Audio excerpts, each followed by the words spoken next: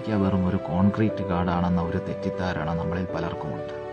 പക്ഷേ പ്രധാനപ്പെട്ട നഗരങ്ങളായ ന്യൂയോർക്ക് പോലെയുള്ള സിറ്റികൾ ഒഴികെ മറ്റു ഭാഗങ്ങളിലൂടെ യാത്ര ചെയ്താൽ നമുക്കറിയാൻ കഴിയും വളരെ മനോഹരമായ ഒരു നാച്ചുറൽ ബ്യൂട്ടിയാണ് അമേരിക്ക.